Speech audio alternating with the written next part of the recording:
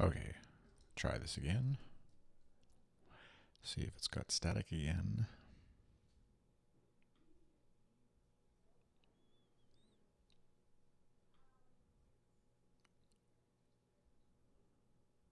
Hello, does it have static? So this is an unlisted video. Just testing things out. Make sure it's not got... Yeah, sounds good.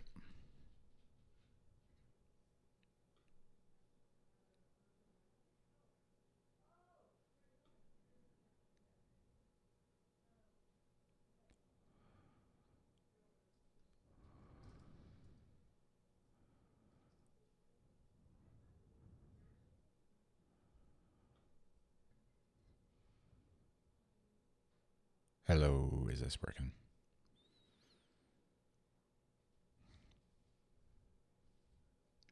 Waiting for it to catch up.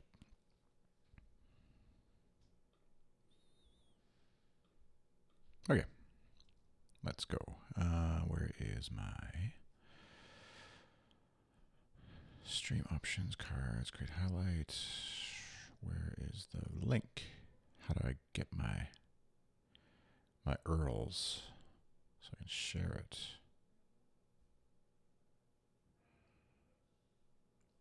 Where's my URL? Can I get it from here?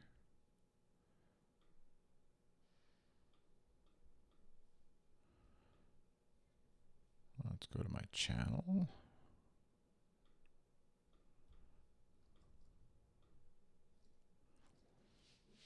It's unlisted, so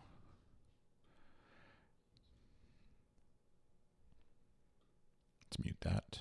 Unmute that. Okay, there we go. Copy link. Let's just see. Make sure I can watch myself if I really want to. Let's mute that. Perfect. And let's hide the favorites bar just for fun. Notifications are off. Let's hope chat. Oh, did I keep it? Yeah.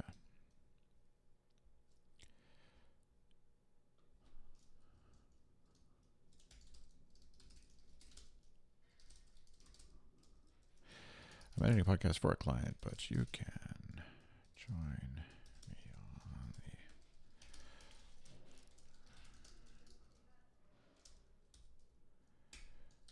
video will be available later as well. I should probably update the title. Chris N's live stream.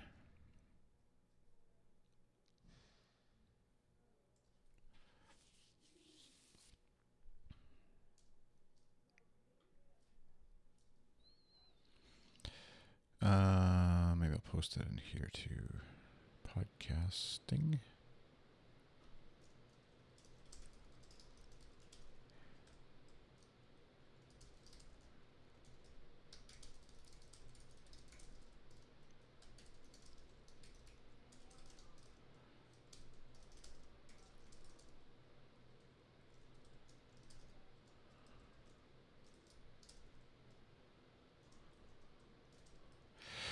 So please don't share, although I know they wouldn't really care. It's for ShopTalk Show.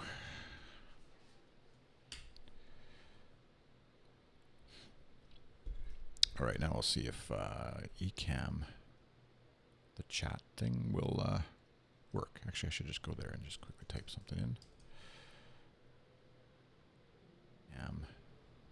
Probably chat sign in. I'll do it on in.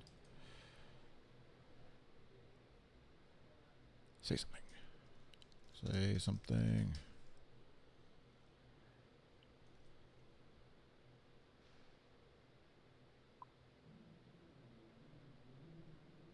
Oh, good. Just got to get the comments and reactions window. There we go. Okay.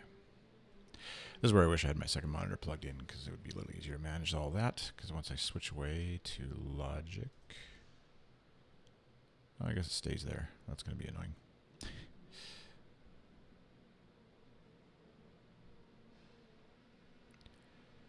Okay, so there's lots of noises going on because there's the local, what's called the Fringe Festival is happening right now. Turn off Slack. Oh, got to track what I'm doing. I don't use the time tracking for billing purposes. I just use it for so I can go back and remember what I did, really. So what am I doing? ShopTalk Show. Editing number 372. Ooh, 372. Clockify is a great... you see lots of the Apple bloggers talking about Toggle, Toggl. And I'm not sure who ripped off who. Toggle, I think, is a paid service.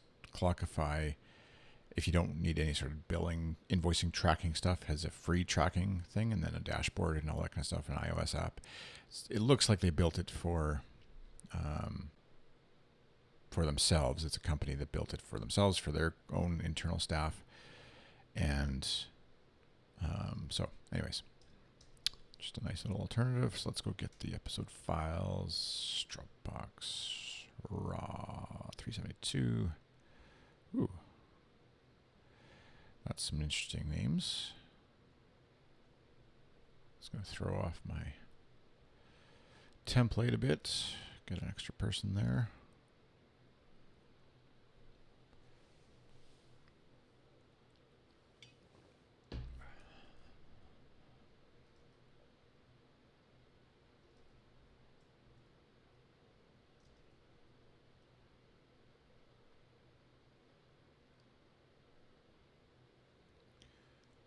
Anyways, you might hear people shouting, talking over there, I guess, through the microphone. But yeah, there's lots of... it starts tomorrow, and so there's lots of people running around, lots of questions being asked, I guess. Still lots of echo in my office. I have some panels, and I'm just trying to figure out some fabric to cover them. I was going to use landscaping fabric just to cover the panels of insulation, basically some rock wool insulation that's for like sound dampening. Put up maybe 3 or 4. So there's one here beside me, maybe a couple behind me, and one on the far wall is what we're going to start with anyways to see how that works, and go from there. Also sounds like somebody's drilling. I think there's construction going on across the hallway at a co-working space. So you may hear some noises from there as well. But yeah, so hoping to get the sound dampening stuff in shortly-ish once I decide on fabric, or my wife decides on some fabric that she wants me to use. We sort of like had the idea of doing something nicer than just like black fabric, and spent a whole day looking around for some different fabric options. But of course, it gets kind of expensive when you're doing like a big, it's like a, say 3x4 foot, 2x3 foot, I forget what I did, rectangle, so 4 of them with fabric over top. The insulation's all bought. It's like $50 for a big brick of insulation. So there's no savings there at all. It is what it is. And same thing with the wood, obviously, but the fabric is where you can cheap out, I guess, depending on your preference. I look at like the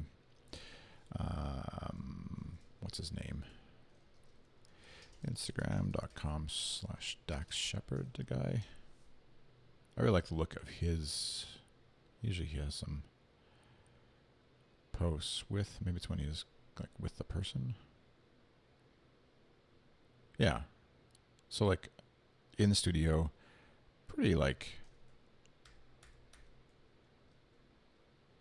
generic looking, almost like rain damaged, light bulb missing. Anyway, some panels, like a carpet on the floor, nice couch for guests to sit on. I don't like the overall looks, but he seems to rock it. Anyways, that's kind of like, that's my ideal, would be like a nice room that's comfortable. It looks like he's got another maybe bass drop or just a dampening thing up there as well. There's probably stuff behind him. I don't know if he posts that way. Yeah, it looks like there's stuff back there as well.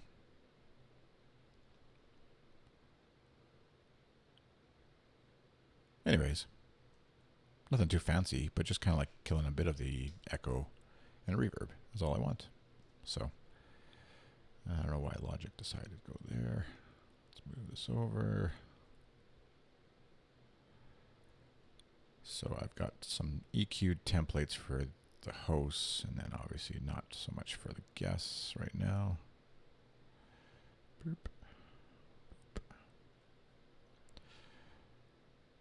And I do this one we actually just do live to, I guess that's me a few seconds ago.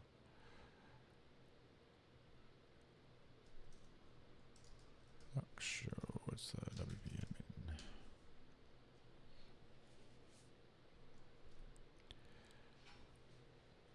So they use WordPress for their site, hosted on Flywheel. What is this? 372, titled To Be Determined. All episodes. Featured image is set to the... Whoa. WordPress is looking weird. Logo.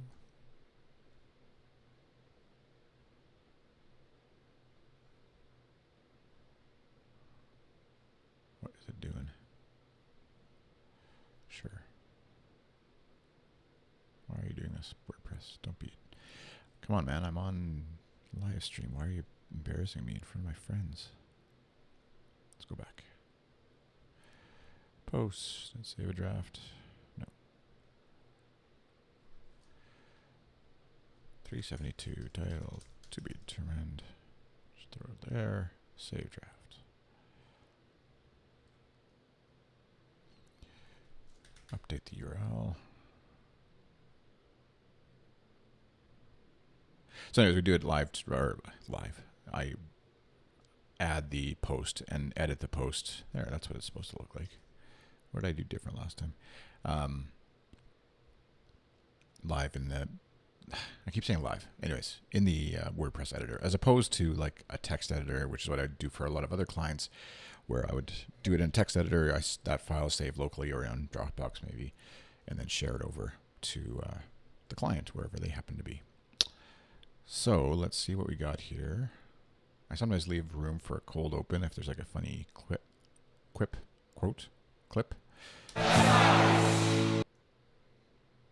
And logic these days always the first attempt where it goes over. Hey there, Shopomaniacs. You're listening to another episode of the ShopTalk Show. I am Dave, Structured Content Rupert, and with me is Chris Ace Coyer. How's it going? I was wondering what you're going to do. I was going to be like, Dave left join Rupert, you know? Or yeah. Yeah. Dave relational Rupert. No. We got a great show. File abs. Go ahead. I've been wanting to do this forever because it's by virtue of having these two wonderful guests with us this week, we get to talk about an awesome cross-section of all the stuff that we like to talk about on ShopTalk Show. Another episode of the ShopTalk Show. I am Dave, Structured Content Rupert, and with me is Chris, the database Coyer. How's it going? I was wondering Chris? what you're going to do. I was going to be like, Dave left join Rupert, you know? Or yeah. Yeah. Dave relational Rupert. So basically just try to set the levels at the beginning. We got a great show. File abs. Go ahead. I've been wanting to do this forever because it's by virtue of having these two wonderful guests with us this week, we get to talk about Just make sure. No questions here.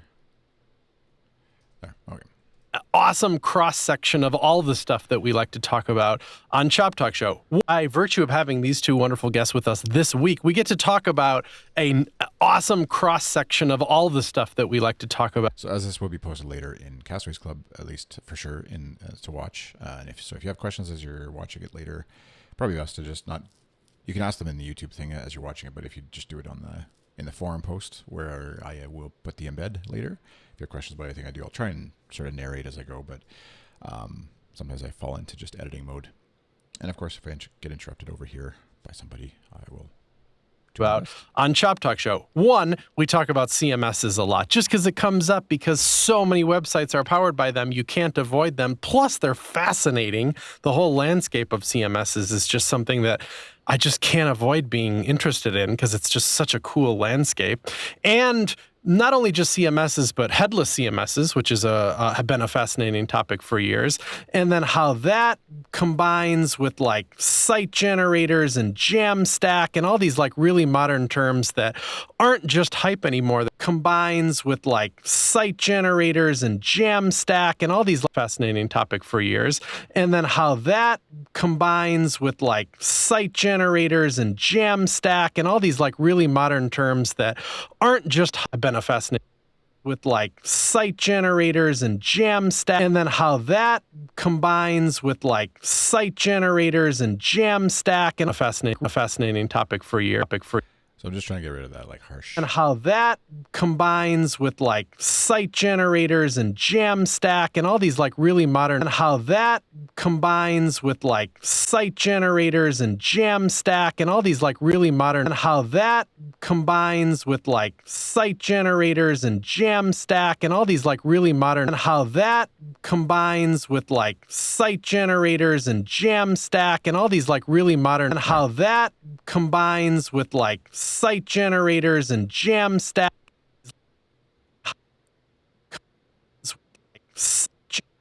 and Jam. So you can hear the like what it's cutting out is just that really harsh. And how that Kind of nice. And how that combines with like site generators and Jam. And the main issue is like anything else. Many podcasters are not like professional audio nerds, and so they're talking differently each time they record. They might be a little bit further away, a little bit closer, have drank something different right before they record. Anything like that can kind of like affect the just the way they record. I've got a frog in my throat, so Jamstack and all these like really modern terms. So now we're going to go double time to keep moving. That aren't just hype anymore. They're starting to be really meaningful across the whole web.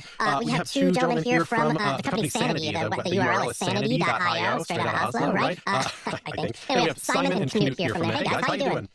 Hey, we're good. The heat wave in Oslo. Yeah, Is it? Great. Yeah. Not warm at all. Heat wave in Oslo. Yeah, we are doing Is it? great. Oh. Yeah, not warm at all. Oh, it's How many degrees centigrade is that? from there. Hey guys, how you doing? Hey, we're doing good in the heat wave in Oslo. Yeah, we are doing Is it? great. Oh. Yeah, not warm at all. Oh, it's How many degrees centigrade is that? Because our American listeners won't understand it. But how many is that? That's 19 degrees right now. I think people are dying. Oh, I'm already excited. 19? We are used to it being pretty cold. Now it's 25? 28. 28. Wow. Okay. So sounds like they're in the same room maybe while they're recording, which should make for interesting crosstalk. So people are dying. Yeah. Is that like So if I will just solo him. 19? 28. wow. So you can hear both of them, and probably Oh, I'm already excited. But we are used to it being pretty cold. Now it's 25? 28. Wow. Okay. yeah. Why is it so? I can't not solo Chris. That's weird. I've never seen that before.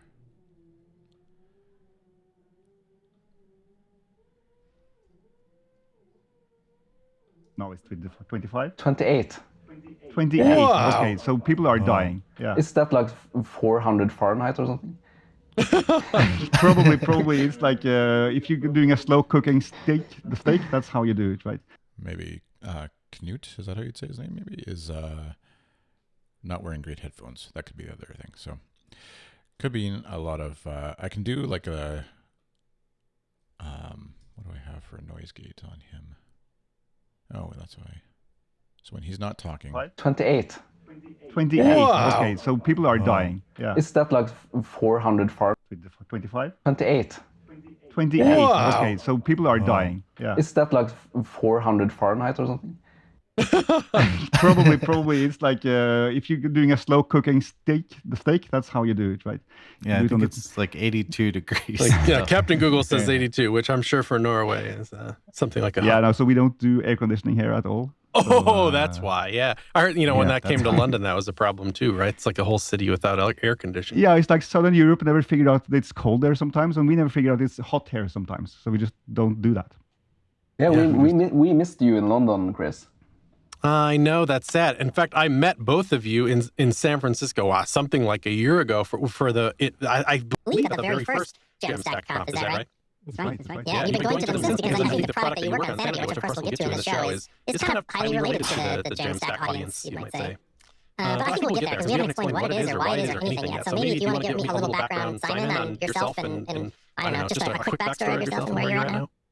Yeah, so I've actually been, I started off with television. I worked in television in the 90s. I'm old. And then I've always been a programmer, even since my childhood, so I came back to that with web development in the early 2000s.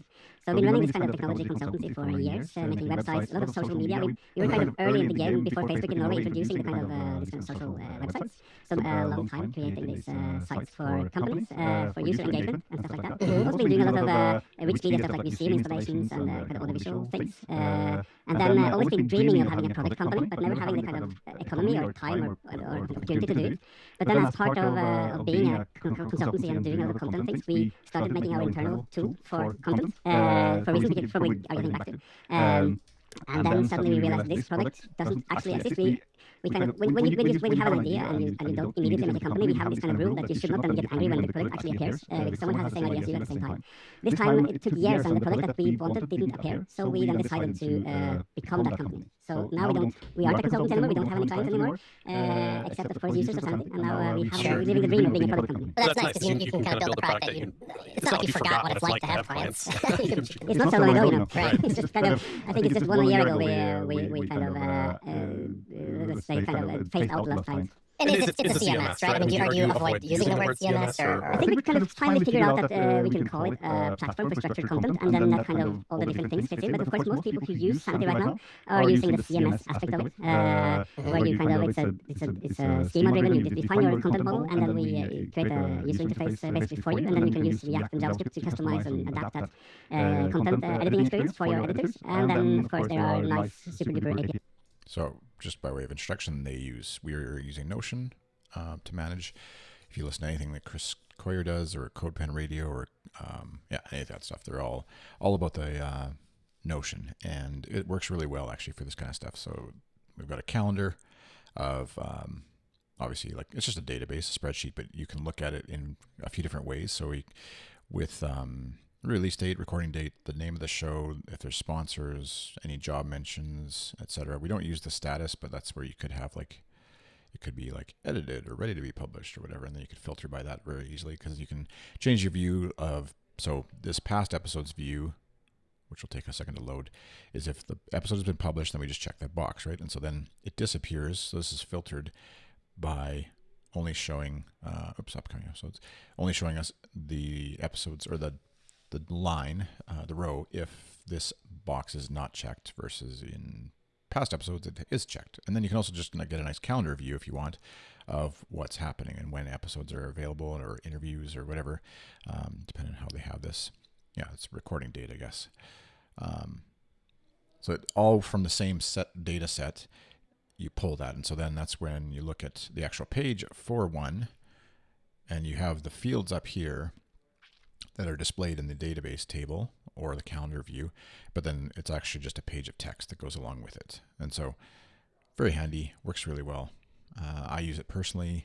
A bunch of folks are using it in different ways. It's kind of like their free plan for a workspace, and you can have a bunch of stuff in there and you run out of space. And so you can set up another free workspace, or you can sign up. Each workspace is charged. So you'd have to, that's where I haven't quite figured out the model I want to use as far as, do I put all my client stuff into one workspace and invite people in maybe? But for now, I'm just using it personally and for tracking vehicles that I might want to buy someday. Yeah, so you consume your data in Gatsby or kind of plain React or whatever HTTP consumers you want to use. Right. Okay, we'll get more into that for sure. Knut, do you want to do it yourself? Yeah, sure. So I almost got a doctorate in study for games, actually, before pivoting into the tech as a consultant in agency called Flex. So I worked out 2 years in a consultancy called NetDive with challenging websites, like confronting legacy CMSs, thinking about Salvaging is a cool word. getting content out of them, right, and do something else. So I did that for a couple of years, and then I got in on the early beta version of Sanity and used that to build the new website for this consultancy called NetLife, and fell in love, and I got the opportunity to work here as a developer and guest. So now That's like a good story because you were able to explain, like the way we decided was Evan's, my co-founder Evan's wife told Evan that I talked to this interesting guy called Knut, and he could not stop talking about Sandy, and he was actually able to explain to me what you do at work for the first time. So then we asked you nicely if you would please join us and help us explain. That's great. That's not, I have a story, years ago I was kind of a super fan of Wufoo and just write about it and talk about it and gush about it because I thought it was a really great product. Still exists today, like a form builder thing. And I think by doing that, I just kind of got their attention and ultimately spoke at the same conference as one of the founders, Kevin Hale, and through virtue of that meeting, I eventually started working there. So I think that can happen from going from super fan to vocal super fan to employee. Like that, of course, that group of super fans that are around something you are making is really important. Like one thing is just like using that energy to motivate yourself, but then of course those people are incredible, lots of them, and then trying to tap into that. Lots of the people who work at our company were super fans of something we made earlier, actually, and then we were lucky to be able to hire them. Yeah. There's some kind of like marketing legend by like 100 true fans or something. Like you can pull something off if there's like enough people that like really believe in what you're doing. I'm sure you're well in the lead. Yeah. All right, so there's plenty of stuff to talk about the whole landscape of the thing, but let's dig into Sandy a little bit first, because I think that will set the stage of where you two are at. If we're not calling it a CMS, even though I guess people wouldn't be too off-base for thinking it in that way, a platform for structured content, but it's something that you can npm install, which is like not true of most things in this genre, I guess. You think of a lot of CMSs as PHP-based or something that is just totally cloud-based, so you just use it in their cloud. But this is npm install at Sanity.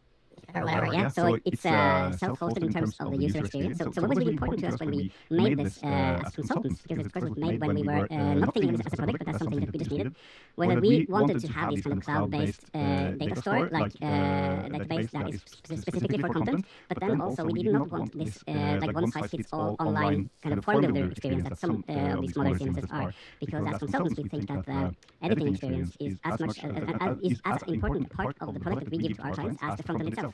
We really want that the editors and the people who interact with the content in the companies that we work for would feel that as a delightful experience, would have an easy time to create the content in the right way. And sometimes we would get like these weird requests like we want autocomplete for the architects in our company, and then if one of the partners is a match, those should be on top, even though they are like the best match. It's just kind of a respect thing. And then we needed to be able to like, I don't think like as a consultant, no isn't a good response. Like you can give it a high price or something, but there should always be yes, it's hard, or yes, it's easy, and hopefully it's easy. So that's what we wanted. That's why it's npm install. It's still super simple to get started, but at least you have everything locally. Still haven't mapped the enter key to something else. If I hit enter too many times. Actually, and then we were lucky to be. What is it, or whatever, or like it's not flat files, it's not, it goes to your cloud like SQLite, right? It's not like that. Your data lives in your cloud. Exactly. So we make basically a JSON database optimized for being a content store. One of the reasons for this is it's not like a Git. Yeah, that did confuse me at one point. So the data is not, it's not like a Git LFS thing or whatever, or like it's not flat files, it's not, it goes to your cloud like SQLite, right? It's not like that. Your data lives in your cloud. Exactly. So we make basically a JSON database optimized for being a content store. One of the reasons for this is, of course, that a very important part of this is that you should be able to collaborate on the content, so people should be able to work at the same thing. This, out of the box, this works and looks like Google Docs in the sense that you will see other people's edits as you edit. Oh, really? It's real-timey too? That's cool. It's completely real-timey, and everything you do becomes like a small little patch that gets distributed to everyone who's looking at the same thing as you. And that's also why our, have you seen the Gatsby preview feature, where you can actually like live preview as you edit, and because Sanity is built around real time, that was really, the implementing was really beautiful because it's like sub-second as you edit your stuff, you will immediately see it reflected in the previews from Gatsby preview. So that's kind of part of the joy of having all this be kind of on the cloud. But then what you have is APIs. Of course, we have like GraphQL or queries that you can kind of, where you can interrogate your content as a database, because that was an important part for us. Like content is nice, thinking of it as content, as running text, as images and stuff, but also sometimes lots of the content is these kind of fields like authors or years, and then you should really be able to query those like it's a database. That's why we wanted our APIs to be also like a proper database. Yeah, I have lots of questions about that, because that's fascinating to me. So let's say you don't, like let's say you're going to go with a flat file system. Like I have this, I just need to like keep it simple, like keep my head wrapped around it. I have this website that I run 11 to, which is like a flat, node-based static site generator kind of thing. And I was like, I have all the options in the world where I want to. The data is so simple. It's just conferences. That's it. There's no authors. There's no years, really. I mean, there's kind of the date that the conference happens, but the data is about as simple as it gets in terms of. So I wasn't sure that I needed like a real DB. I was like, it feels kind of perfect for flat files, just markdown files. Each conference is a markdown file, period. I feel like a Jekyll Cyber blog post can kind of be like that too. It's like, it's not that complicated. It's just a blog post. Just make a markdown file, throw it in a folder. Okay, so fine. So I went that route. I don't really regret it, but that's not the most complicated structured content. The second you get a little bit more complicated, like let's, and like Dave's blog is a Jekyll site, right? Dave wants a blog, he fires up a markdown file, writes the blog post, commits it, runs Jekyll, whatever. But let's say me and Dave want to start a blog, and we both are separate authors. Like I feel like immediately it like breaks down a little bit because you wouldn't write a blog post and say author : Chris Coyer, because it's like that's not how relational databases work. Like when you start a blog post, the author should be like the ID of an author in a different table, and there's an authors table, and if that's like the concept of a relational database, right? I feel like the flat file system kind of like breaks down the second you need some kind of relational something. Does that make sense, or do I have it? No, I totally agree. I used plenty of flat files and Markdown and Yahoo files in my time, and I still kind of I love the simplicity of it for personal projects. One of the goals that we had here was also that. I mean, the simplicity of like just, let's say, even when you start like a complex site that you're going to spend a year making, you will often start by mocking some content, or you will probably make a JSON file or something and just stick it in there. And then when we had like Sanity for the first time, like being a simple thing to start, I realized like, oh, finally now it's as easy to make like a simple database in Sanity as it is to make a flat file in JSON. And then I can just start, and then I don't have to backtrack. And when I'm hitting my head against some limitation, so there are two kinds of limitations here. The one thing is you're talking about the data model, like the complexity. It's very quickly can break down. As you say, like you have some relations, or you just let's say you have to have some kind of markup in the text describing your conferences. You want the program to look differently and you want to know what are events and stuff like that, and you have to invent secret codes in Markdown or something. And these things make this a system that, one thing is that you can't kind of, there's no kind of correct way of doing that, so you end up making like these secret codes, and then that becomes your CMS that only you can use. So now maybe you want some stringer to help you maintain this, and now you have like, you have to train someone. Whereas if you had a simple way to get this up and running in a CMS that was simple, and I would kind of put that using Sanity in a simple way, it's both free and as it is to make a flat file in JSON, and then I can just start, and then I don't have to backtrack, and when I hit stuff like that, and you have to invent secret codes in Markdown or something. And these things both free and very simple as flat files. You see, I like the only concept you need to understand in terms of the database of Sanity is that it's a flat list of JSON documents. There's nothing else. Like it's just a bunch of JSON documents. The thing we do on kind of backend is then kind of indexing those in clever ways, so that when you ask a complex question like, can you please give me all the blog posts, and then just link in the names of the authors from these other kind of JSON documents, then we know how to do that very quickly. Right. Well, can we do that? Let's say it just looks like a bunch of JSON documents. Let's do the blog thing. Me and Dave want to start a new blog, and we're going to publish blog posts, but some of them are by Dave, and some of them are by me. I npm install Sanity. What's my... To you, it just looks like a bunch of JSON documents. Let's do the blog thing. Me and Dave want to start a new blog, and we're going to publish blog posts, but some of them are by Dave, and some of them are by me. I npm install Sanity. What's my next step? How do I model that data? Is there like a learning curve is there a schema that I edit, or what's the next step? Well, this is a perfect question for a developer advocate. So actually now you don't even have to npm install anything, at least not the first time, because you can now go to like sanity.io/create, and there you will find this. I think they just call it wizards, right? It's like, what's the next step? Well, this is a perfect question for a developer advocate.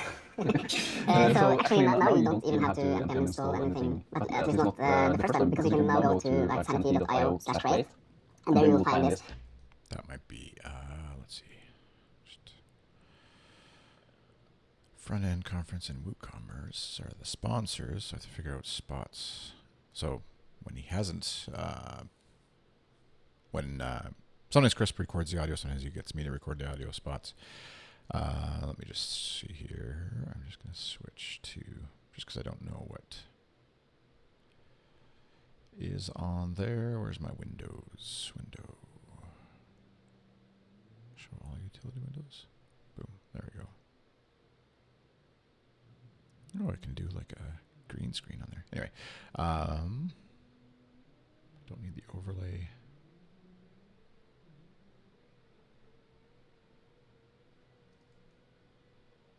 Let's see if I go like this. There we go. Okay, that's just me. I just want to check the Slack chat, and rather than having to worry about blurring things out, this makes it just a little easier to quickly check that. So I don't remember where I left it.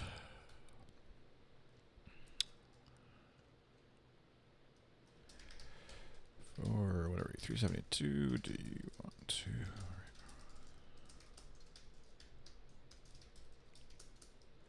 What was it in WooCommerce or front end?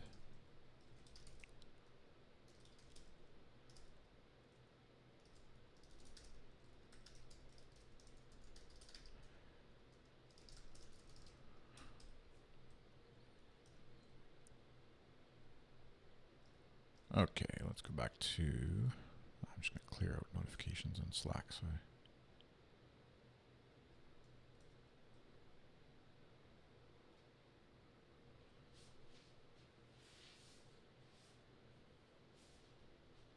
that won't work. Anyway, right.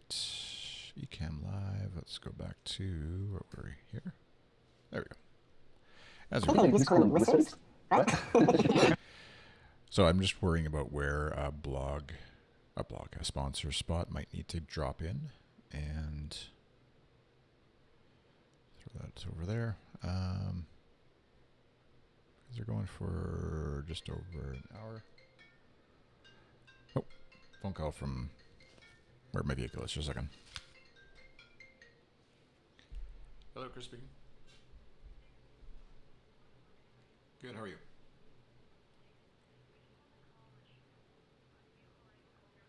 Okay.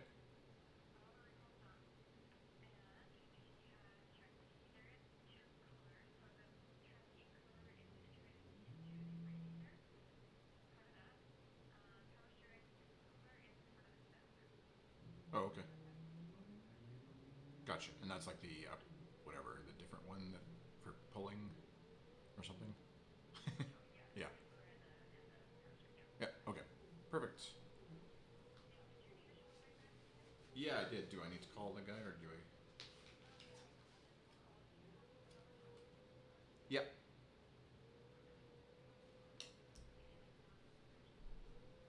Perfect. Thank you. See ya. Bye.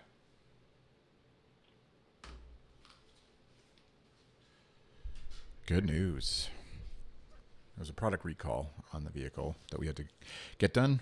So no money exchange. I don't have to pay anything, and which is always a relief when you take a car into the shop. Okay, so I'm going to move this over, and Just looks like a bunch of text documents. we'll throw a sponsor spot in here. I don't have the audio yet, but just so I can, let's say WooCommerce. Actually, well, it doesn't really matter. Front end, it's probably more of a timely conference sponsor spot. Let's come back to Let's that. do the blog thing. Me and Dave want to start a new blog, and we're gonna. This is a perfect question for a developer admin. So actually now you don't even have to install anything, at least not the first time, because you can now go to like sanity.io/create, and there you will find this. I think they just call them wizards, right? It's like I think like a couple of clicks, and then we will put all the code for the project in your GitHub and deploy a Gatsby and Sanity Studio ready for you on Netlify, and you're like have started with the blog, and then you can like tweak the code and make it your own. So that's a way to do it, right?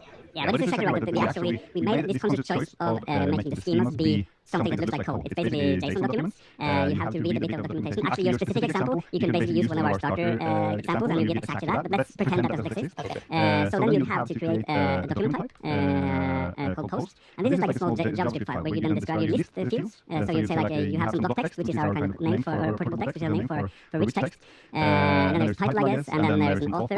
So you're describing the fields of a blog post because that is part of your schema. You don't get some standard, like you install WordPress, you open up WordPress admin, there's that admin. Oh, I see. So you're describing the fields of a blog post because that is part of your schema. You don't get some standard, like you install WordPress, you open up WordPress admin, there's at least a basic set of fields already there, sitting there waiting for you. But that's literally... Yeah, so because it used to be like a blog system in its very early days, but of course it's easier to start with something. So usually we recommend that people start with one of our kind of default schemas. One of them is a blog. Yeah, then we can see the syntax of the schema, right? And be like, oh, I see, there's a title in a big text area kind of thing. But I don't actually need the text area. What I need is like an image uploader, and I need a probably delete. But then we can see the syntax of the schema, right? And be like, oh, I see, there's a title in a big text area kind of thing. But I don't actually need the text area. What I need is like an image uploader, and I need a data color picker. Right. Exactly. And then that's to us. We got a couple of questions in the beginning, like why don't you make like a visual color picker? Right. Exactly. And then that's to us. We got a lot of questions in the beginning, like why don't you make like a visual schema builder or something like that? But we thought that A color picker. exactly. And then that's to us. We got a lot of questions in the beginning, like why don't you make like a visual schema builder or something like that? But we thought that to us at least, the data model should be treated by someone who kind of have the programmer approach. They might be marketers, but the marketers know how to program, because then you need to kind of Interesting. sync with different front ends and stuff like that. And then if you are the kind of person who knows how to analyze the program, you also want to be able to like paste an example. Like let's say you ask me, how do I make a grid of images? Now I can paste you an example, and you can have it in Git, and you can have it in the revision control. You can have you can merge different schemas. So that's kind of having it as kind of code and text is very useful. I just have to say, if you're watching this far for whatever reason, and you haven't tried some of these things out, it may sound really technical and really complicated, but like you don't have to know what React.js is or Nuxt or anything like that in order to get these things running, because I don't know what those things are and how to program in them. But basically, if you have you set up a GitHub account. So you go to github.com, sign up for account. You go to netlify.com, sign up for account.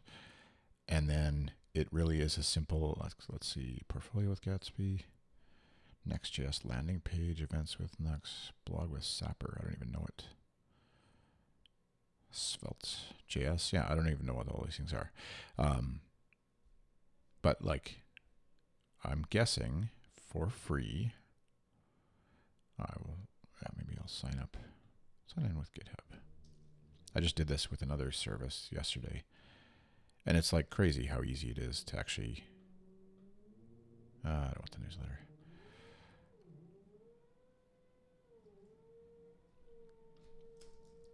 Test, we'll say. Connect my GitHub account. So again, assuming you've set up a free account already, which isn't that hard to. GitHub may sound complicated, but it's really not. You don't have to know how to do any of this stuff. Repo name, whatever. So again, netlify.com is like basically a hosting site, and I already have an account there. For some reason, my account has Kyle Roderick's picture. But at any rate, so it's doing all the like connecting this and putting files there and whatever, all that stuff that goes. So let's see this is really nothing to do with podcasting, but it actually would be hard to like, I might still be getting set up, I guess. It would be hard to podcast from here because RSS feeds are often the one issue. But if you want to make like a landing page for your website and then have like podcast.whatever your website is .com, maybe hosted by Transmission or Transistor, then this is where you can very easily, like Netlify hosting is free, GitHub is free, and Sanity, I'm guessing it looks like it's free for at least a basic. So if you just want like a blazing fast website that you don't have to use Squarespace or Wix garbage for, you don't have to do any of this stuff, the Git run whatever garbage, nothing. It will all take care of it for you.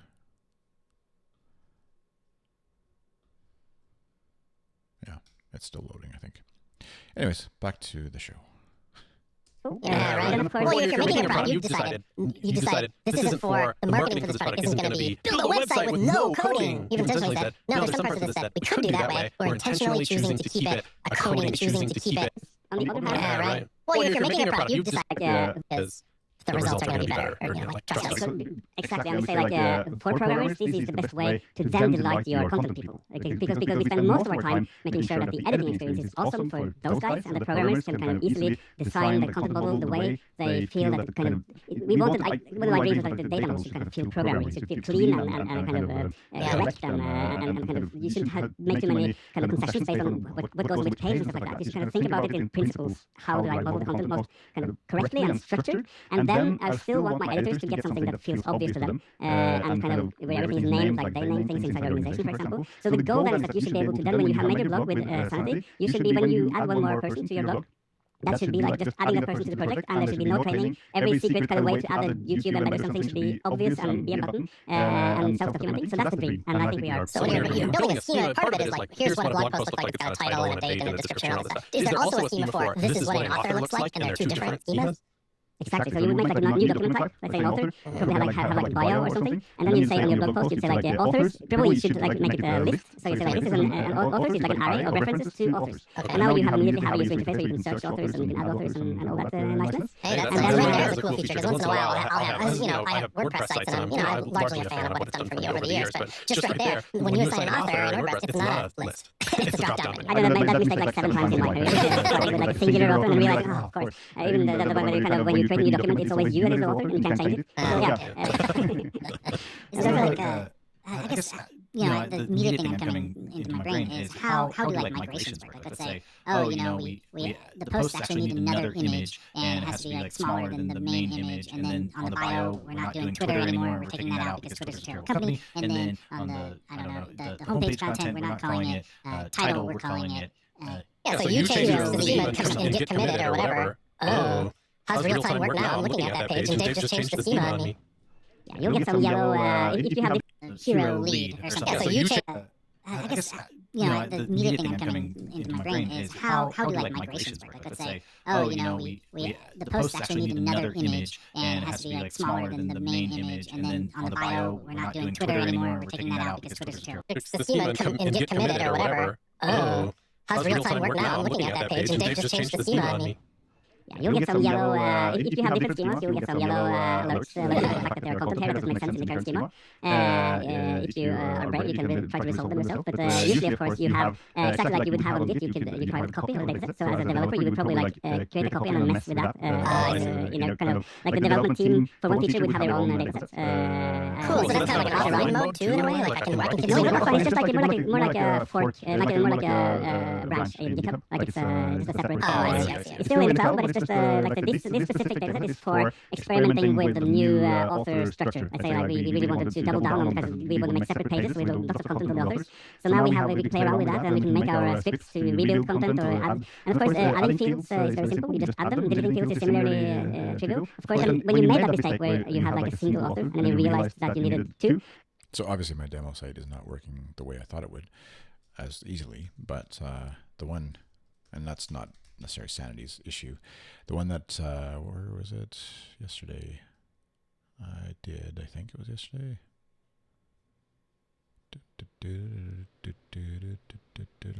Where is it?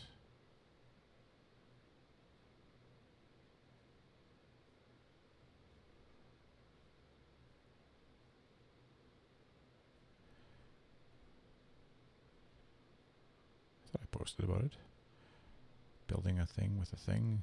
Oh yeah, StackBit, this one. Similar idea. So StackBit was approached ShopTalk as well about sponsoring and stuff. Anyways, similar system where you basically just walk through, as long as you have a GitHub account set up already and a Netlify account or other hosting platform, you can basically get a site built for free, hosted for free, and it's like super fast flat files. So it's not like WordPress has to load all the stuff from the database, and your site can be up and running. And they've got some really great themes and stuff that, so you don't have to know again how to, like, this is the theme I built this site in quickly. And there's a CMS that you can use for it. You can also be nerdy and coding developer style. I really like this theme actually. So I was tempted to like keep going and just port my website, my business site over just for fun. I've kind of wanted to get it off of WordPress and be stuck with paying for hosting all the time. Not that I wouldn't necessarily want to pay for hosting with Netlify, but somehow it feels, I forget what pricing is like with Netlify, but it feels like this is more like, yeah, like it jumps from $0 to $45 a month. So not awesome for a quick host, but like I think it's, I forget what the plan details are. I don't know why I'm going long on this, but yeah, 100 gigabytes a month for bandwidth, which for most of us will be plenty. But anyway, it's just really cool and nerdy, so that's why I dig it. Okay, let's go. And you need to write a small script that will change those fields. It's not very hard, but that's one of the things where we maybe could be doing an even better job in being like we have some even more simple relationships and so on. So we could some of these I saw that we should probably have like a tool for it, but we will make that. We'll get around to it. Yeah, for me, it's just like clients can, you maybe experience, clients sometimes change their minds, and so you're like always trying to keep up with their demands. That's one of the kind of sticky notes that went up really early to us. It was like, we didn't want any, we have like a tool for it, but we will make that, we'll get around to it. Yeah, for me, it's just like, clients can, you maybe experience, clients sometimes keep up with their demands. That's one of the kind of sticky notes that went up really early to us. It was like, we didn't want any disruptive updates. We wanted like a smooth upgrade path, and then we also want there to always be a way forward when the client comes with this kind of super disruptive request. So that's one of our dreams. I hope we are delivering it, but that's exactly what we like. Well, like I used to work like with television, and I worked in print, and I also been like a writer for some time. And then in these fields, when you want to try something new, you just try it. Like we did a new segment on a TV show, we just make it a couple of times and see if people like it. There's no like $500,000 wait for the developers to make a new API, and then first you have to kind of integrate with providers and whatever. And then before you actually can test whether your idea is any good, you already spend the budget. So what our dream was with Sanity was like, if you need something new in your site, like your client's manufacturer has this idea of having celebrity endorsement or something, they shouldn't then have to spend lots of development hours in trying it out. You just add a number of new schema sections, and then you try it out. The API just writes itself. And then if it works out, nice, now you have the basis of it and you can keep developing. And if it didn't work out, you can just delete the whole thing and you didn't spend a lot of money on it. So that's kind of the dream of this, to be able to continue to try things and making sure these things are pretty cheap. Yeah, I think I like that, because to add a field to the database, you're kind of just editing some JSON, more or less. Yeah. No, actually, you just do it. Like, you just I mean, you just claim it has a title field, and you just claim it has like an image field, and now it has. I think of like WordPress development, and this is, we're not, I don't want to make huge comparisons, but something like advanced custom fields is very popular. We like it here, we use it, but you have to kind of go through the admin section, add your fields, and then you go to your post, and then you like lay out those things, and then you have to go through every post and add in content. It just seems like you've kind of eliminated a lot of the kind of GUI include JSON. Yeah, you can kind of develop and make content experiments. So if let's say you have like a file with some JSON documents, you can actually just import that file right into the backend, start querying it without doing anything in the editing experience. That can come later.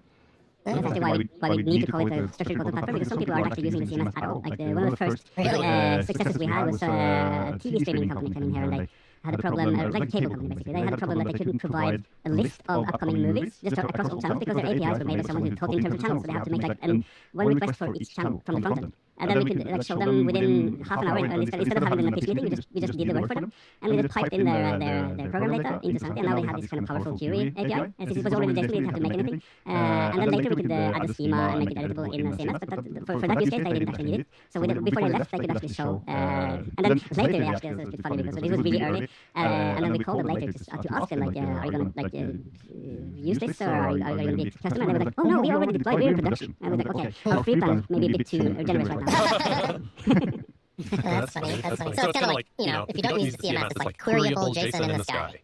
Yeah, that's a good, like, we should probably have it on the front page. So let's say I don't care about, here's my list of things I care about for a project, just a theoretical thing. I care about structured data, and I care about APIs to get access to that data, and that's it, kind of. Like, I have this idea for a movie review app or something, and like, I need very little. I'm thinking headless CMS here, like, that's all I want. And so I install Sanity, get a little schema ready, and cool. And then like the APIs that I hit are like, is it like api.sanity.io/whatever? Like, I'm hitting your URLs for my requests for my data, right? And then, okay, I can use Gatsby, sure, but let's say, whatever, I want to use something else. I'm just going to build a React site and just hit your APIs as it loads, just because that's what I want for my data, right?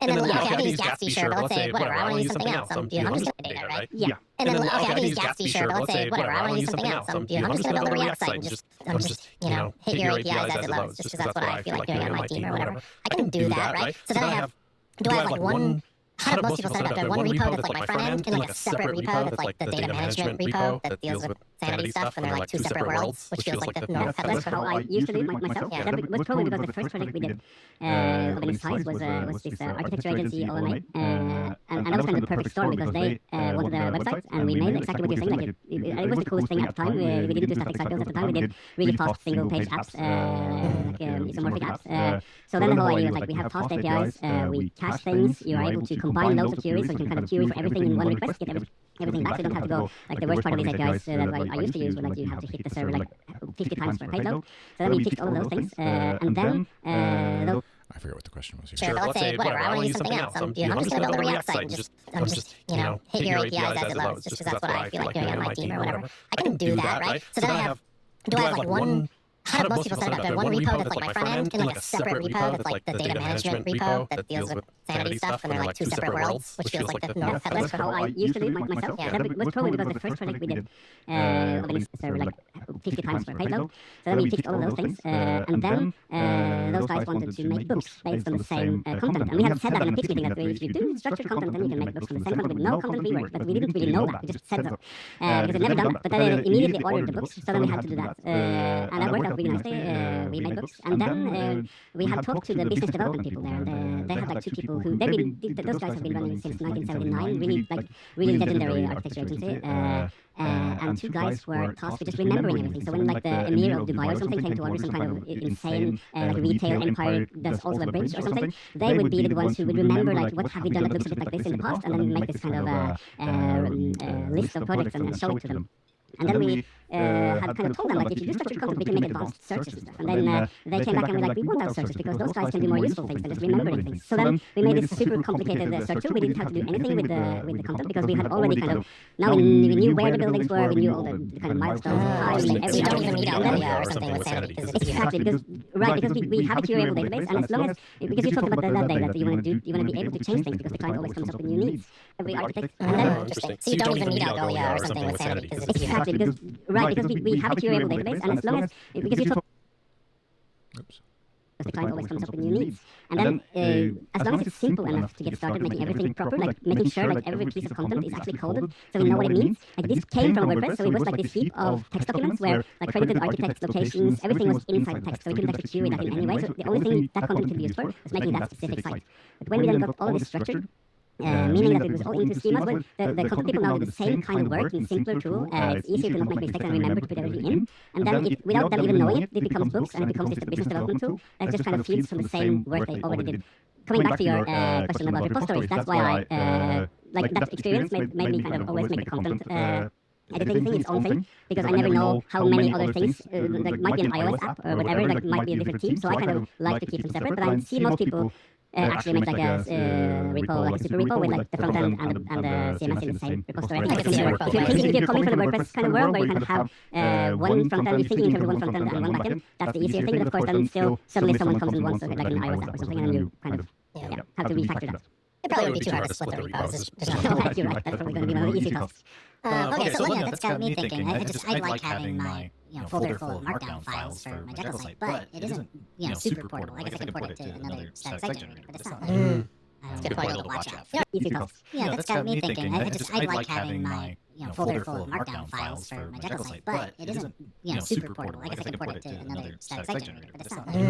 That's a good point to watch out for my blog or whatever. Yeah, that's got me thinking. I'd like having my folder full of markdown files for my Jekyll site, but it isn't super portable. I guess I can port it to another static site generator, but it's not. I've toyed with the idea of having like levels, or like running audio files through like something like RX's leveler and stuff, and like as a plugin, and trying to have it machine generate the levels. And I do that sometimes when a recording is really bad, like just all over the map, or really quiet, really loud. Then I'll run it through RX7 to like try and clean it up before I start touching it.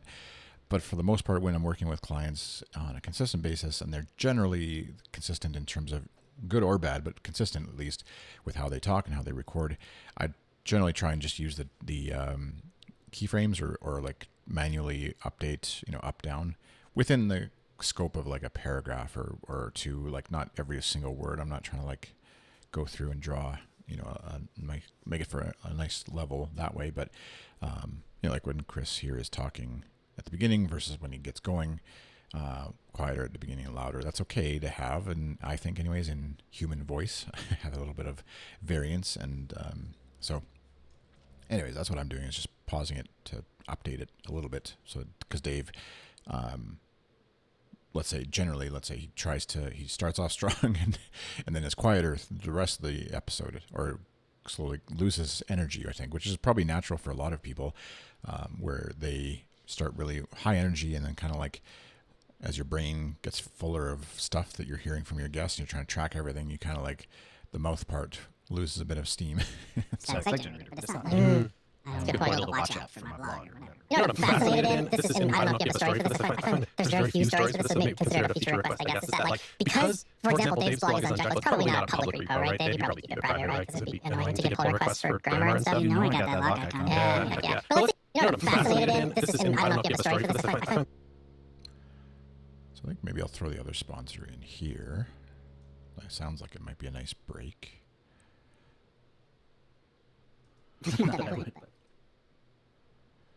Sponsor, WooCommerce, go in there, and then a nice thing here about whatever the question's going to be. For example, Dave's blog is unchecked, it's probably not a public repo, right? Dave? Yeah. But let's say you didn't want that. Like, my conference site is not a private repo, it's public on purpose, because what I want is PRs for content. And I get them, a lot of them, which is great. And the flat file system works for that. Like, what is the story for like PRs for content in the headless CMS world? That's a very good question. So we actually have a client who are going to build something like that with Sanity right now, so we need to get on top of that very quickly. But it's exactly like you said, like, because it's already real time and shared, and we already have, like, this is not something most people use at this time, but we have very advanced, like, access control in the backend, so you can make really specific rules, like saying you can only edit your own contributions, or like, you can only edit them, but you can't actually publish them. You can make these kinds of rules. And then what we don't have right now is kind of guest users. Users that can come in, for example, only proposing content, stuff like that. Right. It's pretty easy to add, and it's definitely something. So these guys are making a platform that is used for teaching like programming to kids, and they need schools and people who provide the accessories to the system to be able to kind of go in and add their own content and manage their own kind of subsections of the site in Sanity.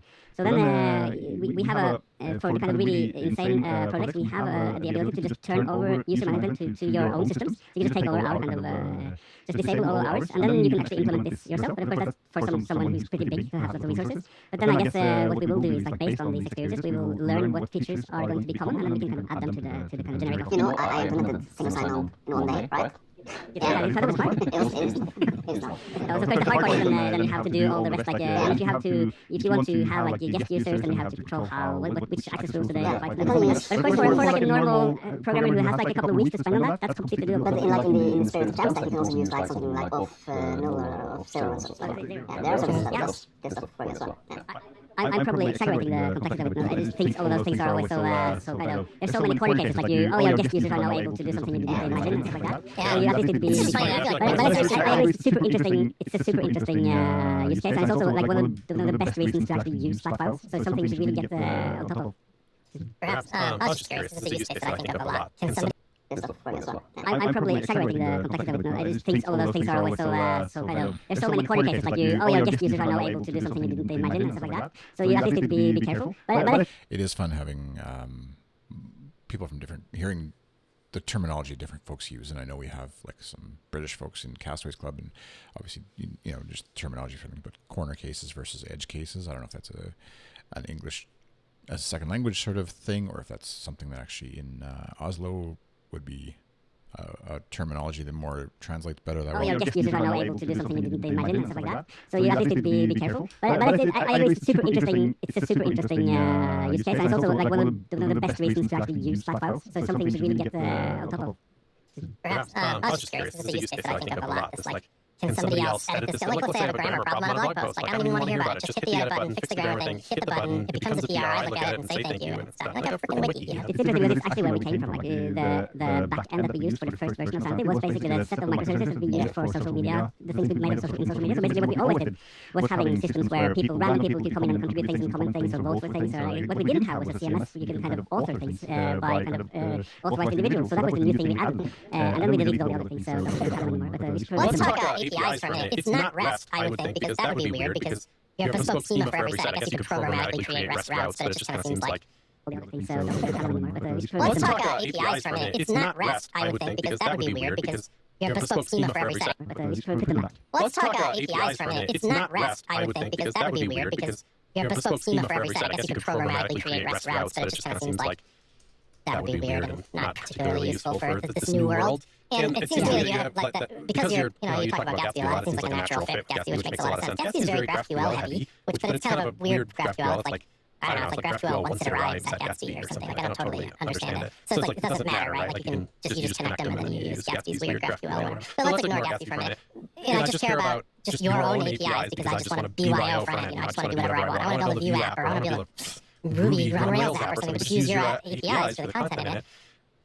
It seems like you're kind of like, you support GraphQL kind of, but you have stronger feelings about your own version of an API and this Grok language. Can you tell me about that? Yeah, so the problem with Content in it.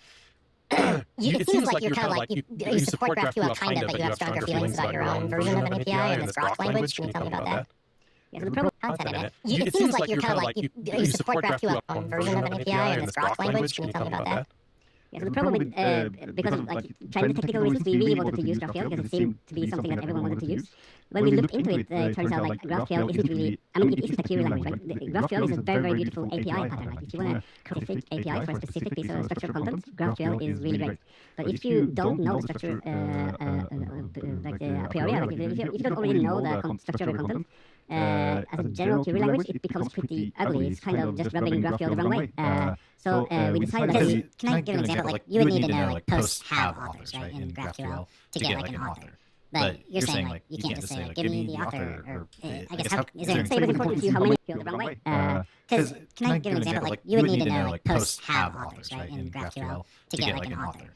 But you're saying like you can't just say like give me the author, or I guess how is there an example? Let's say it was important to you how many authors there were. Like I want to be able to ask like give me all posts that are written by more than one author, where like Chris is the second author. So now in GraphQL you would create like specific filters or specific functions to kind of do these specific things, because what GraphQL is really awesome at is being able to I just realized I never EQ'd their voices at all.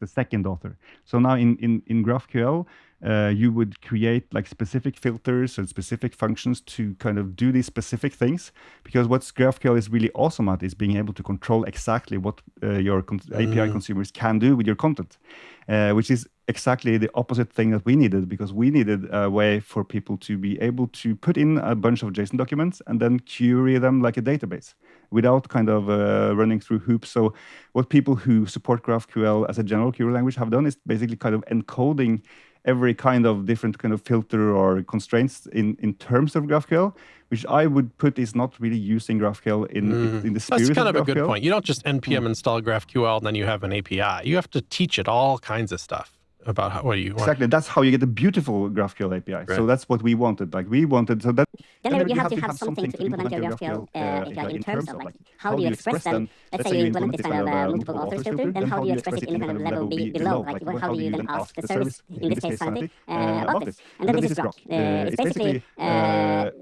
something like SQL, but it's for JSON.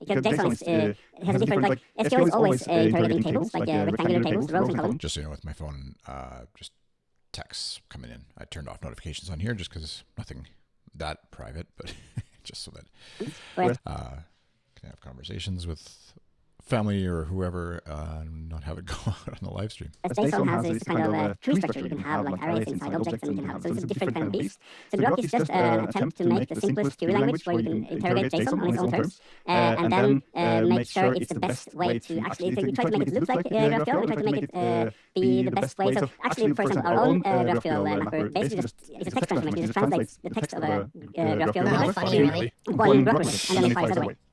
That's kind of cool. But does that mean it's limited to you can't do these like fancy? That's so that's like because of popular request, we also made this kind of generic GraphQL API, but we don't think it's a very good thing to do. We try to get people to go and kind of craft their own GraphQL APIs, and in the future we'll probably be able to provide some tooling for that. But the whole idea is that GraphQL APIs should be handcrafted and carefully thought out. Yeah. So if you really want to use GraphQL Standard, you can, but the best way to do that is for you to get personally involved and make your own schemas or whatever. Whereas Grok is a general query language. So if you really want to use GraphQL Standard, you can, but the best, don't just say, Sanity, do it for me, give me the best API ever, because you just can't. Yes. And also very likely, you have other services as well. I mean, Sanity is the best thing in the world, but usually people have also other things that they want to query. And it's very beautiful to get all that into the same GraphQL API. So that the GraphQL mapper is really a good place to kind of control. Like there you can Sure. So if I want to use weather too, I can make that part of my GraphQL API, and it doesn't have Sanity for the weather, and it's another API. Exactly, maybe you want to keep your flat files for the user contributed content, and then you have some other content for the same site that you want to kind of your front end. Sure. So if I want to ask for the weather too, I can make that part of my graph, One thing I'll say, I feel like I've said this before. Content see the same thing. Sure. So if I want That I really appreciate about the way Chris Coyier handles conversations and interviews is that he doesn't kind of wait for like there's a Skype delay or a Zoom I think they're using, but either way there's like a bit of a delay, and you can either have like a really long awkward pause, or he kind of just jumps in when he has a thought and the conversation flows like it would normally. Like not that he's like cutting people off, but in a normal conversation you would like sort of, you don't always let people finish every single sentence to the full period or exclamation point or whatever, and you kind of like talk a little bit over each other sometimes, and I feel like often podcasters sort of err on the side of like way too long of a pause or awkward silence there, and like you can edit that obviously in post, but kind of just keeping the energy of the conversation going, I feel like is what Chris is really good at, keeping it moving and flowing, and the dynamics of a conversation up and down and things like that keep going. see the same thing. Sure. So if I want to ask for the weather too, I can make that part of my GraphQL API, and it doesn't hit sanity for the weather, it hits another API. Exactly. Maybe you want to keep your Slack files for the user contributed content, and then you have some other content for the same site that to kind of have the power of sanity for, and then you can kind of stitch them together and provide one GraphQL API, and that's how that, like if you have like complex API needs, that's how you should do that. But then if you have something simple, if you want to work fast and get results quick, I think Grok is really like it's made to power your site directly. That's how I have personally used it, because one of the things we really wanted, which is shared by GraphQL, is this ability to ask for all the things you need in one go, and not to fetch anything you don't need, and to be able to kind of include any related content in the first request. And Grok is really awesome at that. So that's kind of so I wouldn't be afraid to kind of, as long as you kind of develop the front end and schema together, it's super powerful to just go kind of bareback without the GraphQL in between. And then when you do like static site builds, it's a very different story, because then what you need is to have all your content and get it just really fast. Like you said, like Gatsby has its own kind of API internal, like it's like running inside the builder while it's building. So what Gatsby needs is basically just to get all the documents really quickly. So we have a separate API for that, which just basically streams all the documents to you as fast as possible. So that's why the Gatsby build with Sandy is really fast, because that API just kind of disables all this fancy logic and just gives you the raw data really fast. So what about, while we're on the subject of APIs, quick, well, there's some more stuff I want to ask, but what about write APIs? Is it a one-way street? Are these only read APIs? Well, yeah, so we have a separate set of writing APIs. So as I said, we have a strong focus on kind of collaboration, and we have worked with the APIs, quick. Well, there's some more stuff I want to ask, but what about write APIs? Is it a one-way street? Are these only read APIs? So we have a separate set of writing APIs. So as I said, we have a strong focus on kind of collaboration, and we have worked with lots of newspapers in the past using, like, let's call them, for the sake of being like a bit pitchy, let's call them legacy CMSs, like a big kind of media-based. What did he say? Like, let's call them, for the sake of being like a bit pitchy, let's call them legacy CMSs, like the big kind of media-based.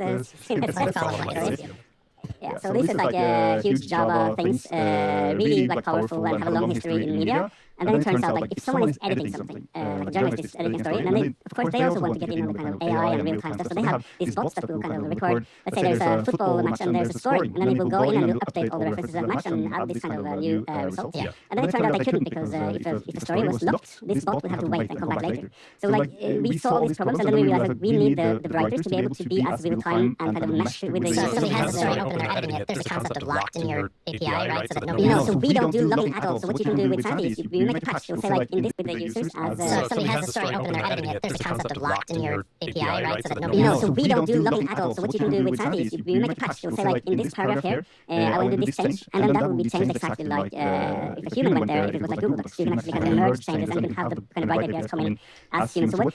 So what we have is a patch API where you can kind of describe these changes, or you can do it simpler. You can just like say create these 700 documents. But then the simplest way to import things is just having a bunch of JSON documents, and you can use our kind of Sandy import tool, which will then just kind of stream the data into Sandy. And Knut wants to say. Yeah, so having like the CMS part open source, that means that all the APIs that the CMS has used, you will have access to those too. So you're always like the API first class. We don't have any private APIs actually.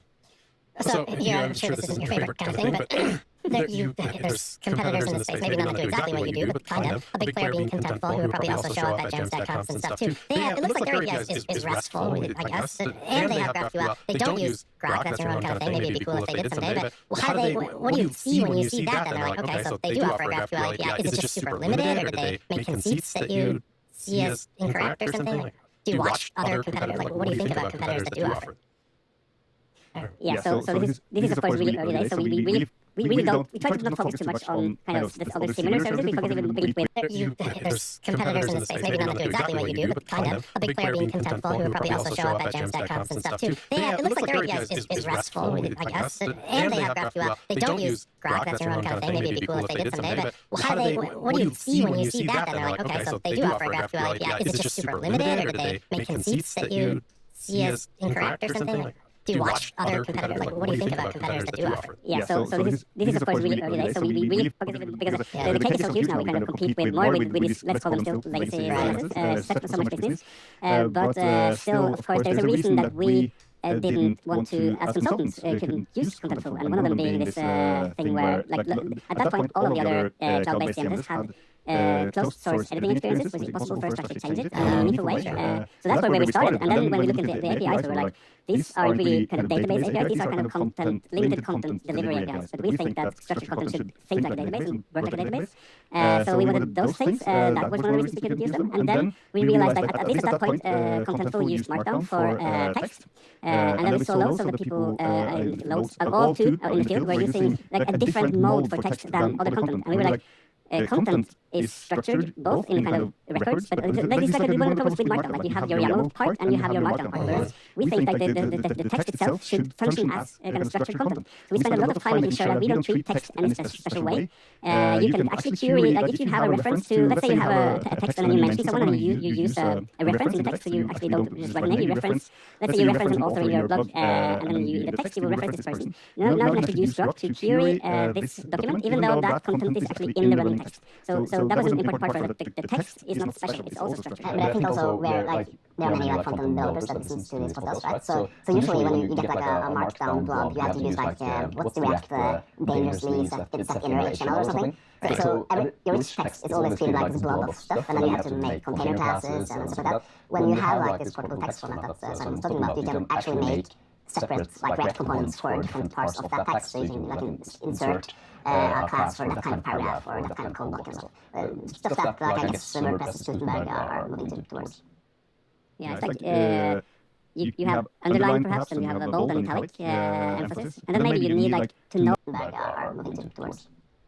Yeah, it's like you have underline perhaps, and you have a bold emphasis, and then maybe you need like to know whether a piece of text is an identifier. Let's say you're making a documentation site, and you really want to be able to kind of index this based on references to identifiers. So you don't really want to know if it's supposed to look like code. It's not like style code you're looking for. You're looking for specifically an identifier. So that's why we think it's really important with structured content that your text is also functioning as being able to power kind of data-driven queries, and also like Knut said, then the really immediately useful thing is then you can then create custom React components or whatever you're using in your front end to kind of capture that, and they will never suddenly appear with the HTML. We have a lot of our users in the beginning also came, of course, from being tasked with writing an app for some existing content, and then realized it was full of HTML every now and then. So then, of course, I just want to test the stream. Where is it? Videos. Make sure it's working.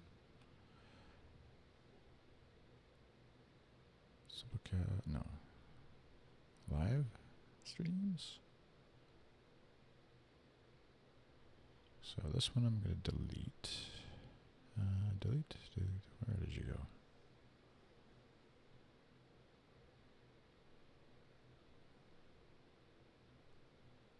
Ability. I may have to go into the video.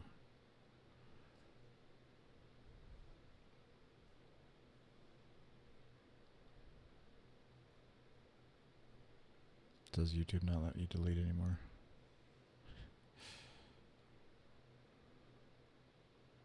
Visibility end screen. At any rate,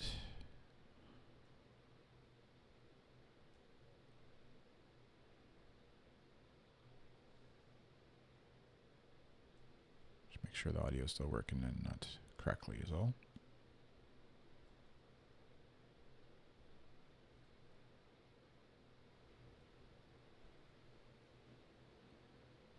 I can hear the air conditioner.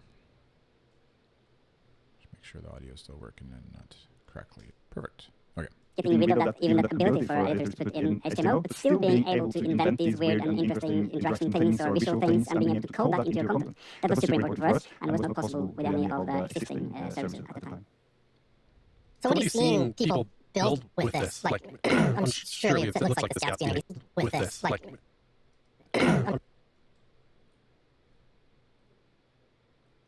surely it looks like this Gatsby integration is pretty heavy, so I'm sure you see some plenty of Gatsby sites and stuff. But in a sense, you don't care, right? Surely it looks like this Gatsby integration. So what are you seeing people build with this?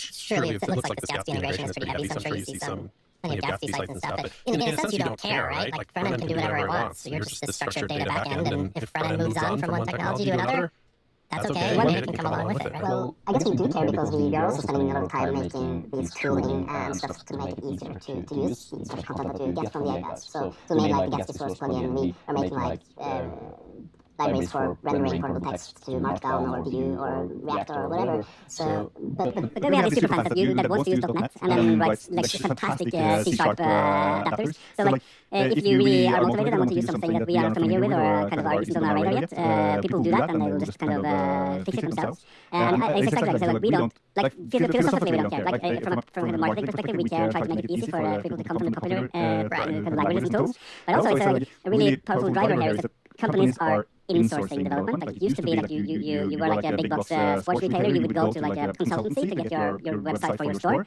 Whereas now, of course, they realize that web store is actually the important store. That it's the retails, like the high street retailers that are kind of auxiliary. So now they want to use to get this in-house, and also so this is a really important driver for I think the whole Jamstack thing, because then you need fewer people to be able to do more with more powerful tools, and you don't want to have all this management. Like you can't have like an ops team in every retailer. So what's happening there is that they need to be able to use the same developers to make the CMS, to make the front end, to make the apps. So then, of course, JavaScript is really important because JavaScript is one of those languages where you basically can do all of those things, and you can have one team do all of it. So that's really why I think JavaScript will, even though it's like incidental, and we also used to do Ruby, for example, and we love Rust, and we use a lot of Go, but actually, like from a very pragmatic standpoint, I think JavaScript is special in this regard.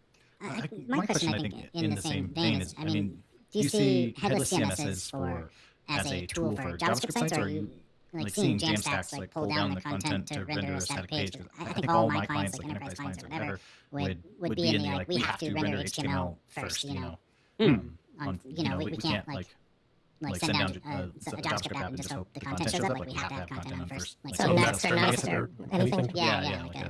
Or like even like doesn't Phil Hawksworth from Notify have like some examples where he like pulls down content and then generates a site, you know, he pulls that down. could be part of the build process, certainly, couldn't it? What do you actually see people doing though? I mean, you surely can do that, right? You can just hit Sanity APIs during the build process. That seems fine, right?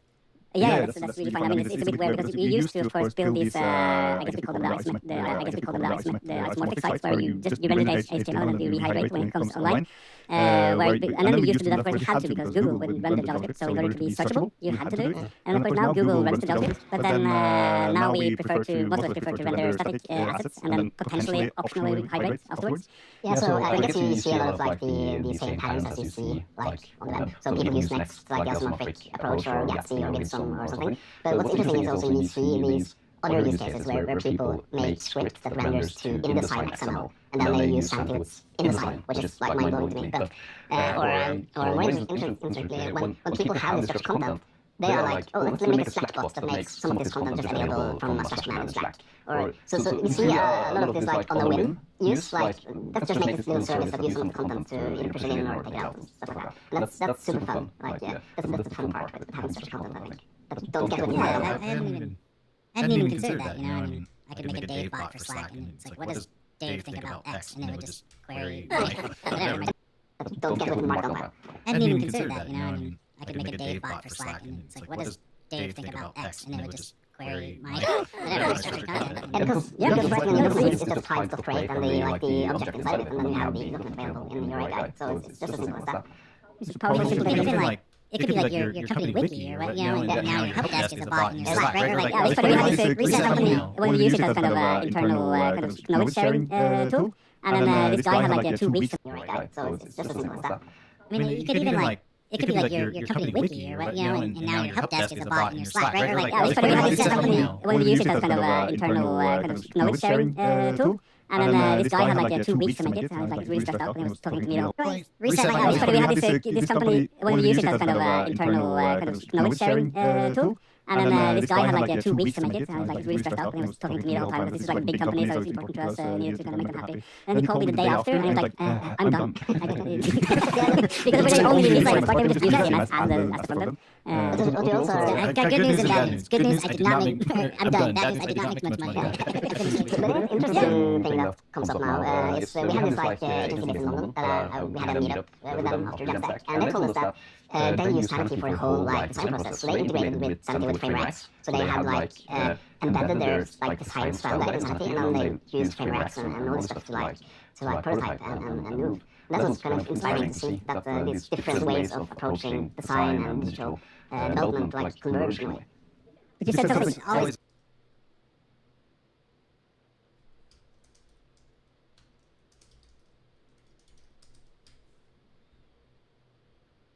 is a problem in design.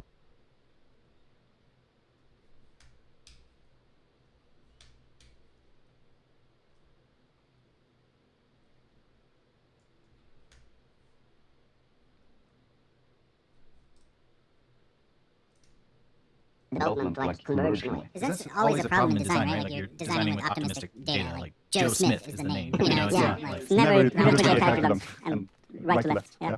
Yeah, and so now you have like actual is the name. You know, it's never put a character and right to left. Yeah, and so now you have like actual database that you're. It's always titles, not like Ramachandran. Never put a character and right to left. Yeah, and so now you have like actual database that you're. With some of our early times when we were making this, we actually had the content work start before. Like we created that with OMA and with MIT. We started the content work before we started the design work. They had everything, like a representative of everything on hand. And then it would become like a back and forth process where they would look at the site and then maybe adapt it, maybe write library or sort of text. We used to do the same thing in Map5, and it's the better way to work, I think. The content driven. I wanted to address one thing you talked about, like not making enough money because it's too simple. Because that's an interesting, I hear that sometimes, and I think it's like a really wrong way to think, because I think when we, as consultants, the most annoying thing is when something is expensive, because the budgets are usually the same either way. What's changing is how much value I can create with it, and then when I create more value, like with OMA, like I really like hit the nail with their website. They will come back and ask for the book, and then I actually get more money because my value creation is so awesome. So I think that this is I think part of the why the Jamstack kind of approach is so powerful, because it's about kind of radical convenience, making sure like fewer people can do more. And then that's, in one sense, as a consultant, it looks like maybe you will make less money, but actually more companies, more use cases, more situations will kind of then afford to make these kinds of tools or websites or whatever, and you will make more money, I think. Well, very cool. I think we should wrap it up. Thank you so much, Simon and Knut. For those people who aren't following you and giving you money, how can they do that? Simon? Well, yeah, so I'm Sval, at Sval at Twitter, and then the rest of us, you can in the Twitter at the Sanity, you'll find our Slack and our Twitters and everything. Is that right? That's right, yeah. Go right to the Twitter. Yeah, let's go everything. Is that right? That's right, yeah. Go right to the Twitter. Yeah, let's go and they will find us. Yeah, and I guess I have a worse Twitter handle. I mean, I have too many. Yeah, it's like Kane Elway. Go to the show notes. Yeah, go to the show notes. But really join our Slack. That's the best way to follow us, right? Yeah, I guess so. Yeah. Awesome. Well, thank you so much for coming on and, I don't know, giving us the debrief on like a fully functioning headless CMS. But really join our Slack. That's the best way to follow us, right? Yeah, I guess so. Yeah. Awesome. Well, thank you so much for coming on and, I don't know, giving us the debrief on like a fully functioning headless CMS. That's pretty cool. And thank you, dear listener, of course, for downloading this in your podcatcher choice. Be sure to start our favorite app. That's how people find out about the show. Follow us on Twitter at ShopTalk Show for 10 tweets a month. Share the show out. That'd be very, very helpful. We appreciate that. And if you hate your job, head to shoptalkshow.com/jobs and get a brand new one, because people want to hire like people like you. And make.com/jobs and get a brand new one, because people want to hire like people, because people want to hire people. Jobs and get a brand new one, because people want to hire like people, because people want to hire people like you, and maybe this company. And Chris, hey, we need a full stack developer. You'd like to say? ShopTalkShow.com. All right, we finished. Right. Okay.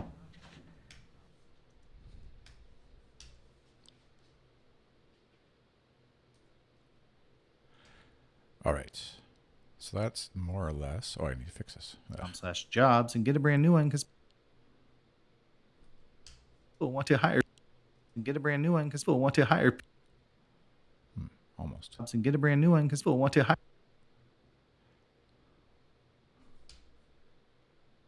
Brand new one, because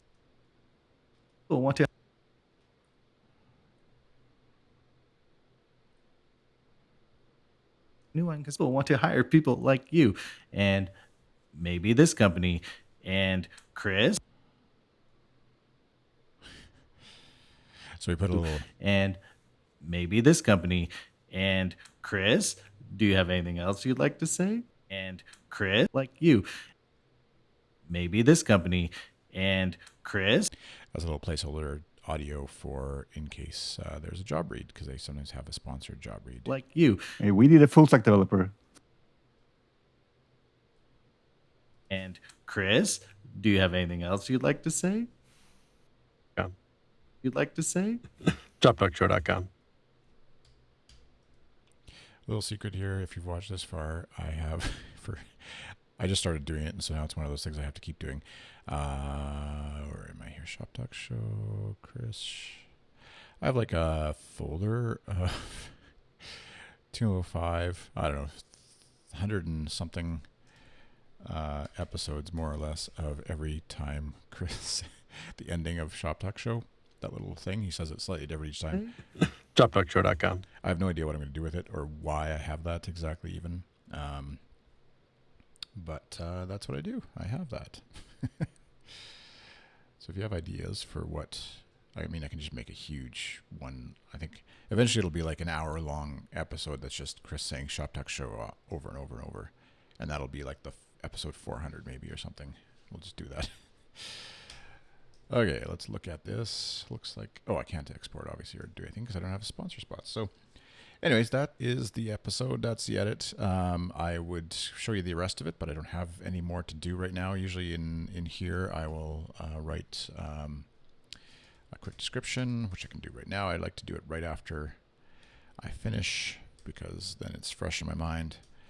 Stop by to talk about sanity.io. And usually I would have the chapter or the markers, but I don't. Why they developed it, what it does, who it's for, and types of projects they see people using Sanity for.